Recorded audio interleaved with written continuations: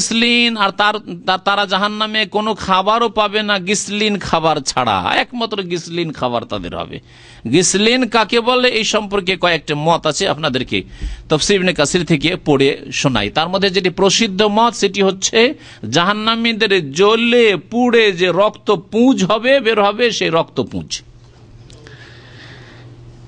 এটি হচ্ছে জাহান্নামীদের খাবার। তারা জ্বলছে, জ্বলে যে রক্তপুঞ্জ হচ্ছে, ও রক্তপুঞ্জকে খাবারের আকারে তাদেরকে পানীয় আকারে দেওয়া হবে। এ সম্পর্কে ইমাম ইবনে কাসির রাহমাতুল্লাহ আলাইহি কয়েকটি উক্তি উল্লেখ করেছেন সাহাবায়ে কেরাম তাবেঈনদের।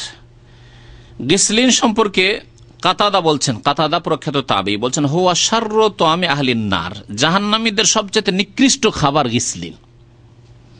কি খাবার? ইমাম রাবি এবং দাহাক তাবেঈনদের জামানার আইম্মায়ে কেরাম বলছেন, হুয়া শাজারাতুন ফি জাহান্নাম, জাহান্নামের এক রকমের গাছকে গিসলিন বলা হয়েছে। তাহলে জাক্কুমের মতো, জাক্কুম সম্পর্কে আল্লাহ বলছে ইন্না শাজারাতা জাক্কুম, স্পষ্ট জাক্কুম হচ্ছে জাহান্নামের গাছ, কণ্টকযুক্ত এবং আগুনের গাছ, যেই খাবার দেওয়া হবে জাহান্নামীদেরকে।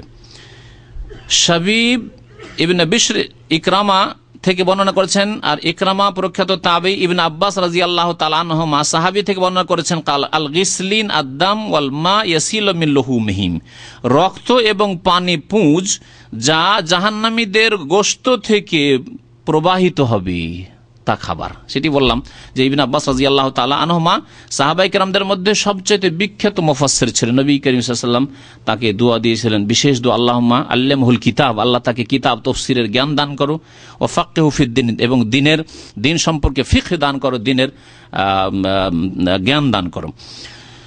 নবী করিম সাল্লাল্লাহু আলাইহি ওয়াসাল্লামের এই দোয়া তার ক্ষেত্রে কবুল হয়েছিল। সমস্ত সাহাবায়ে কেরামদের মধ্যে খুব বেশি তাফসীরের পণ্ডিত ছিলেন। ইবনে আব্বাস রাদিয়াল্লাহু তাআলা আনহুমা কি বললেন, যে জাহান্নামীদের রক্ত পুঁজ হচ্ছে গিসলিন। ওয়াকাল আলী ইবনে আবি তালহা, আলী ইবনে আবি তালহা তাবেঈ বলছেন আনহু, তিনিও বর্ণনা করেছেন ইবনে আব্বাস রাদিয়াল্লাহু তাআলা আনহু থেকে, গিসলিন সাদিদু আহলিন নার, জাহান্নামীদের পুঁজ, সাদিদ মানে পুঁজ, আর সেখানে বলেছে রক্ত এবং পানি একই জিনিস, রক্ত পানি মিশ্রিত হচ্ছে পুঁজ জাহান্নামীদের। এই খাবার দেওয়া হবে জাহান্নামীদেরকে, যাদের বাম হাতে আমলনামা আসবে। আল্লাহ পাক ইরশাদ করেছেন, এই খাবার খাবে কে? লা ইয়াকুলুহু ইল্লাল খাতিউন, এই খাবার খাবে না কেউ, একমাত্র খাবে কে?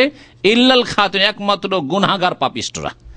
আল্লাহ শুধু কাফের বলেননি, গুনাহগার পাপিষ্ঠ, বেনামাজির চাইতে বড় গুনাহগার কি আছে এই মুসলিম উম্মতে?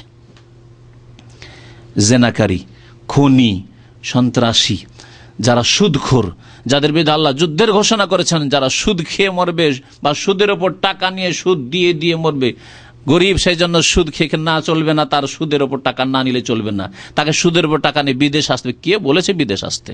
অনেকে ঠেলা গাড়ি চালাচ্ছে, আপনি তাই করতেন, রিক্সা চালাতেন আপনি, অনেকে ফেরিওয়ালা, আপনি ফেরির কাজ করতেন, অনেকে দিন মজুর করে তাই করতেন, আল্লাহ পাকের কাছে হালাল রিজিক তলব করতেন, আল্লাহ আপনার জন্য হালাল রিজিকের দ্বার প্রশস্ত করে দিত। কিন্তু আপনি হালাল রিজিকের দ্বারকে সংকুচিত করে দিয়ে হারামের রাস্তা ধরে নিয়েছেন খুব সহজে, সুদের ওপর টাকা নিয়ে জমি বন্ধ করে রেখে চলে যাব বিদেশে, আর যাওয়ার পরে 5 বছর বড় লোক হয়ে যাব, তারপরে জমি ছাড়িয়ে নেব, এই করবো ইত্যাদি করবো, এইসব করেছেন আপনি।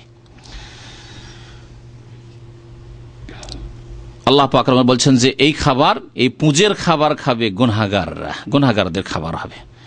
তারপরে বিষয়বস্তু পরিবর্তন হয়ে যাচ্ছে। আল্লাহ পাক রব্বুল এখন কসম করেছেন, এমন ব্যাপক কসম যে কোন বস্তু, কোন ব্যক্তি, কোন জিনিসকে আল্লাহ পাক রব্বুল ছাড়েন, প্রত্যেক জিনিসের আল্লাহ পাক এখানে শপথ করেছেন। মহান আল্লাহ ইরশাদ করেছেন, ফালা উকসিমু বিমা তুবসিরুন ওয়া মা লা তুবসিরুন। ফালা উকসিমু, লা আছে কিন্তু এই লাকে জায়দা বলা হয়েছে, অতিরিক্ত, লা এর অর্থ এখানে হয় না।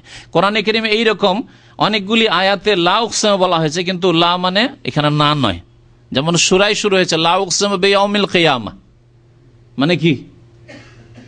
তরজমা পড়ে দেখবেন, এর মানে হচ্ছে উকসিমু বিয়াউমিল কিয়ামতের আমি শপথ করছি, আমি কিয়ামতের শপথ করছি না, এই অর্থ নয়। তাহলে লা হচ্ছে জায়েদা। অলংকারের জন্য আরবরা অনেক সময় অতিরিক্ত করতো, কিন্তু তার অর্থ হইতো না। আপনি যাবেন না বলছেন না, কিন্তু না মানে না, নাকি আপনার চাইছে যাওয়াটা। আমরা অনেকে আঞ্চলিক ভাষা বলি, আর কি আর কি আর কি শব্দ ব্যবহার করি, যাবো আর কি, খাবো আর কি, বলেন না? হ্যাঁ, আর কি আবার কোন ভাষা, কোন অর্থ আছে? সেই ভাষায় তাদের আঞ্চলিক ভাষায় সেটি একটা অলংকার তাদের। তো আল্লাহ পাক রব্বুল আলামিন ওই রকম লা উকসিমু বিয়াউমিল কিয়ামা, মানে আমি কিয়ামতের কসম করছি। লা উকসিমু বিহাযাল বালাদ, আমি এই শহর মক্কা নগরীর কসম করছি। লা মানে না নয়। এইরকম এখানে ফালা উকসিমু বিমা তুবসিরুন, মানে উকসিমু বিমা তুবসিরুন, যা কিছু তোমরা দেখছো হে মানুষ সে সবের আমি কসম করছি। যা কিছু দেখছো বা দেখতে পারো, তাহলে যেগুলি দুনিয়াতে দেখা যায়, দেখা সম্ভব, যা সৃষ্টির মধ্যে জিনও আছে, দেখা যায় না, তাহলে ওটা বাদ পড়ে গেল। তার মধ্যে ফেরেশতা, তাও আল্লাহর মাখলুক, দেখা যায় না। তার অনেক ক্ষুদ্র থেকে ক্ষুদ্রতম বস্তু, জীবাণু, যা দেখা যায় না, বিশেষ যন্ত্র ছাড়া দেখা যায় না, সেগুলি চলে যাচ্ছে। যেগুলি দেখা সম্ভব সেগুলির সবগুলি আল্লাহ কসম করেছেন। ফালা উকসিমু বিমা তুবসিরুন। দ্বিতীয় অংশে ওয়ামা লা তুবসিরুন, আর তোমরা যা কিছু দেখো না তারও কসম করছি। তাহলে তাতে জিন সামিল হয়ে গেল, ফেরেশতা সামিল হয়ে গেল, যেগুলি ক্ষুদ্র থেকে ক্ষুদ্র অণুপরমাণু এসবও সামিল হয়ে গেল। তারপরে এমনকি আল্লামা সাদি রহমতুল্লাহ আলাইহি তাফসীর সাদিতে বলছেন যে এমনকি আল্লাহ পাকের জাতে ইলাহি তিনিও সামিল। আল্লাহ যেন নিজের জাতে পাকের কসম করছেন, যা দেখো না তারও কসম করছি। আমাকে কোনোদিন দেখো না, দেখা সম্ভব নয়, দেখতে পারবে না দুনিয়াতে, আমি আমার জাতেরও শপথ করে বলছি। আল্লাহু আকবার। নিজের কসম করে আল্লাহ পাক রব্বুল আলামিন বলছেন। বিষয়বস্তু কি, কিসের জন্য কসম করেছেন? নবী করিম সাল্লাল্লাহু আলাইহি সাল্লামের রিসালাতের সত্যতা প্রমাণ করার জন্য, যে আমার নবী মুহাম্মদ সাল্লাল্লাহু আলাইহি সাল্লাম তিনি মিথ্যাবাদী নন, তিনি নিজের মন গড়া কথা বলছেন না, বরং তিনি আমার পক্ষ থেকে প্রেরিত রাসূল। আল্লাহ এত স্পষ্ট ঘোষণা করছেন কসম করে, তারপরে মানব জাতির অধিকাংশই যদি কুফরি করে, মানব জাতির অধিকাংশ যদি মমিন, অনেকে মুসলিম মমিন হওয়া সত্ত্বেও যদি নবীর তরিকা ছেড়ে দিয়ে অন্য কোনো তরিকায় চলে যায়, তাহলে এর চাইতে বড় হতভাগা আর কেউ আছে? তারপরে নবী করিম সাল্লাল্লাহু আলাইহি ওয়াসাল্লামের শান, তার সম্মান, মর্যাদাকে কিভাবে আল্লাহ পাক রব্বুল আলামিন দেখাতে চেয়েছেন, এই বিষয়টিও এখানে আপনার বোঝার বিষয় রয়েছে। আল্লাহ পাক রব্বুল আলামিন বলছেন ফালা উকসিমু বিমা তুবসিরুন, আমি কসম করে বলছি ওই সব বস্তুর যা তোমরা দেখতে পাও। ওমা লা তুবসিরুন, আর ওই সব বস্তুরও কসম করে বলছি যা তোমরা দেখতে পাও না। কসম করে কি বিষয়ের উপর কসম করেছেন? বলছেন ইন্নাহু লাকাউলু রাসূলিন কারীম। এই যে কোরআনুল কারীম, ইন্নাহু মানে ইন্নাল কোরআনুল কারীম, এই কোরআনে কারীম সম্মানিত রাসূলের আনিত বাণী। আনিত শব্দটি এখানে, আনিতর আরবি এখানে মাহজুফ আছে, কারণ রাসূলুল্লাহ সাল্লাল্লাহু আলাইহি ওয়াসাল্লামের বাণী না, আল্লাহর বাণী, কিন্তু আল্লাহ পাক রব্বুল আলামিন ফেরেশতার মাধ্যমে, জিবরাইল আলাইহিস সালামের মাধ্যমে নবী সাল্লাল্লাহু আলাইহি ওয়াসাল্লামের উপর নাযিল করেছেন, তিনি আমাদের পর্যন্ত নিয়ে এসেছেন। আমরা জিবরাইল আলাইহিস সালামকেও দেখিনি চোখে, রাসূলুল্লাহ আমাদের কাছে এনে দিয়েছেন কোরআনুল কারীম। আমরা এই ঈমান নিয়ে এসেছি এবং প্রত্যেক মানুষকে এর প্রতি বিশ্বাস করতে হবে। আল্লাহ কসম করে সারা দুনিয়ার সমস্ত সৃষ্টি, সমস্ত কিছু, এমনকি তার জাতে পাকেরও কসম করে বলছেন যে এই বাণী। তাহলে কসম এই ক্ষেত্রে দুটি বিষয়ের উপর, একটা হচ্ছে যে মুহাম্মদ সাল্লাল্লাহু আলাইহি ওয়াসাল্লাম আল্লাহর সম্মানিত রাসূল, তিনি শুধু সাধারণ মানুষ না, তিনি সম্মানিত রাসূল, রিসালাতের সত্যতার কথা আল্লাহ উল্লেখ করেছেন। আর একটি বিষয় উল্লেখ করেছেন যে কোরআনে কারীমকে তোমরা মনে করিও না যে এটি কোনো কাব্য রচনা, কোন গণকের কথা, যেমন মক্কার মুশরিক কাফেররা বলতো, বেদিনরা বলতো, অথবা মানব রচিত বিধান। না, মানব রচিত নয়, বরং আল্লাহ প্রদত্ত বিধান, আল্লাহর দেওয়া। ইন্নাহু, এই কোরআনে কারীম হচ্ছে সম্মানিত রাসূলের আনিত বাণী, আল্লাহর বাণী। ওমা হুয়া বিকাউলি শাইর, এই কোরআনে কারীম কোন কবির কাব্য রচনা নয়। কোন কবির বাণী মানে কবির কাব্য রচনা নয়, যে কোনো কবিতা। কারণ মক্কার মুশরিকেরা অনেকে এই যুক্তিতে যে কবিতা তো মিল থাকে শেষখানে গিয়ে, আর কোরআনের আয়াতগুলি তো মিল আছে, সুতরাং এটাও হচ্ছে এক রকমের কবিতা, মুহাম্মদ সাল্লাল্লাহু আলাইহি ওয়াসাল্লাম রচনা করছে। নবী করিম সাল্লাল্লাহু আলাইহি ওয়াসাল্লাম কোন পাঠশালায় পড়াশোনা করেননি, অক্ষরের জ্ঞান ছিল না, আবার এত বড় কবি কি করে হতে পারে? কবিরা, বড় বড় কবিরা স্বীকারও করেছে যে এই কালাম মানুষের হইতে পারে না, মানুষের ক্ষমতার বাইরে। মানুষ কবিতা তো রচনা করতে পারে, কাব্য রচনা করতে পারে, কিন্তু মানুষের ক্ষমতায় নেই এই রকম অলংকার পূর্ণ বাণী পেশ করার, কথা পেশ করার। ওমা হুয়া বিকাউলি শাইর, কোরআনে কারীম শায়েরের কবির কাব্য রচনা নয়, কালিলাম মা তোমরা অল্পই বিশ্বাস করে থাকো, আসলে বিশ্বাস করতে চাও না তোমরা। আল্লাহ বলছেন ওয়ালা বিকাউলি কাহিন, আর কোন গণকের বাণীও নয়, কালিলাম মা তাযাক্কারুন, তোমরা খুব কমই উপদেশ নিতে চাও, উপদেশ তোমরা নিতে চাও না। তানজিলুম মির রাব্বিল আলামিন, এই কোরআনে কারীম বরং বিশ্বজাহানের পালনকর্তার পক্ষ থেকে নাজিলকৃত, অবতীর্ণ।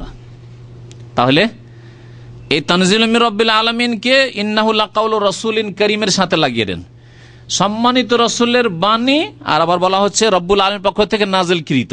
তাহলে সমন্বয় হচ্ছে যে আল্লাহ পাকের পক্ষ থেকে নাজিলকৃত বাণী এবং রাসূলুল্লাহ সাল্লাল্লাহু আলাইহি ওয়াসাল্লামের আনীত বাণী। রাসূলুল্লাহ সাল্লাল্লাহু আলাইহি ওয়াসাল্লাম যা নিয়ে এসছেন মানব জাতির জন্য, এই কোরআন কালামুল্লাহ।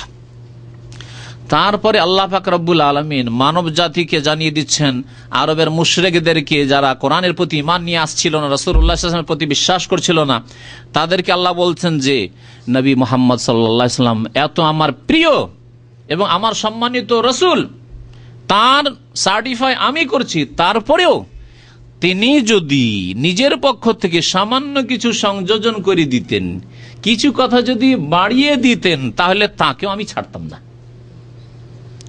তোমরা ভালো করে বিশ্বাস করো যে প্রত্যেকটি কথা আলহামদুর আলিফ থেকে শুরু করে সূরা নাস, শেষ সূরা না নাস সিন পর্যন্ত সমস্ত আল্লাহ পাক রব্বুল আলামিনের বাণী কালামুল্লাহ।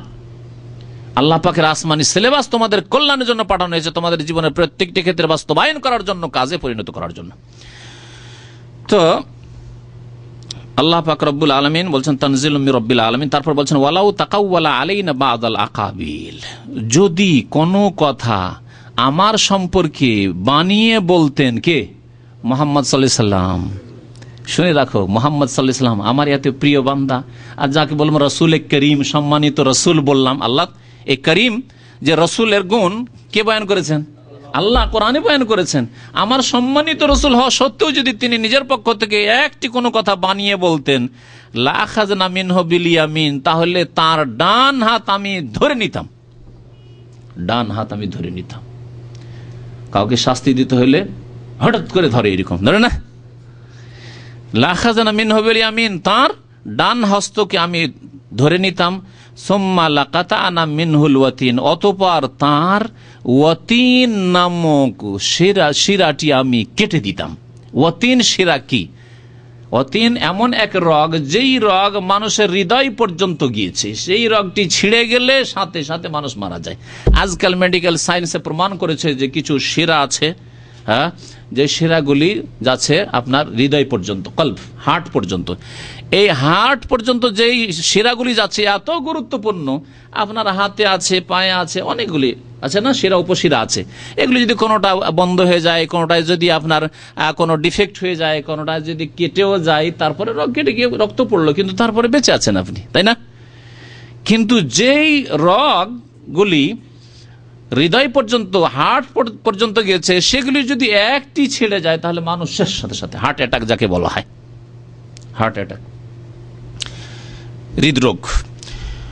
তো আল্লাহ পাক রব্বুল বলছেন যে তার কি করতাম, এমন রগ কেটে দিতাম যে রগ হৃদয় পর্যন্ত পৌঁছেছে, তাহলে তারপর আর তিনি বাঁচতেন না, তার আর বেঁচে থাকার কোনো উপায় ছিল না, আমি শেষ করে দিতাম তাকে দুনিয়াতে। একটি কথা আমার নামে, আমি আল্লাহর নামে যদি মিথ্যা বলতো, নিজের পক্ষ থেকে সংযোজন করি, তাহলে তাকে আমি ধ্বংস করে দিতাম। আল্লাহ পাক বলছেন ফামা মিনকুম মিন আহাদিন আনহু হাজিজিন, তারপরে সারা দুনিয়া যদি এসে বলতো যে না, মুহাম্মদকে রক্ষা করুন, আল্লাহ একে ছেড়ে দেন, মাফ করে দেন, কেউ বাঁচাতে পারতো না, রক্ষা করতে পারতো না। ফামা মিনকুম মিন আহাদিন, তোমাদের মধ্যে, অতঃপর তোমাদের মধ্যে কেউ, আনহু, তা থেকে, হাজিজিন, বাধা দেওয়ার ছিল না, তাকে রক্ষা করার ছিল না, কেউ রক্ষা করতে পারতো না। আমি আল্লাহ যদি মারতে চাইতাম, আমি আল্লাহ যদি ধ্বংস করতে চাইতাম, তো কোনো শক্তি রক্ষা করতে পারতো না। ওয়া ইন্নাহু লাতাযকিরাতুন লিল মুত্তাকিন, ইন্নাহু এই কোরআনের দিকে যাচ্ছে, কোরআন বিষয়বস্তু কোরআন, নিশ্চয় এই কোরআন আল্লাহ ভীরুদের জন্য, সংযতদের জন্য, মুত্তাকিদের জন্য হচ্ছে উপদেশ স্বরূপ। কারণ এই উপদেশ থেকে উপকৃত কারা হবে? যার অন্তরে, শুধু মুমিন না, মুমিন আসলে মুমিন যারা, যাদের অন্তরে আল্লাহর ভয় আছে, যারা বাঁচতে চায় গুনাহ থেকে। যে ব্যক্তি জিনা থেকে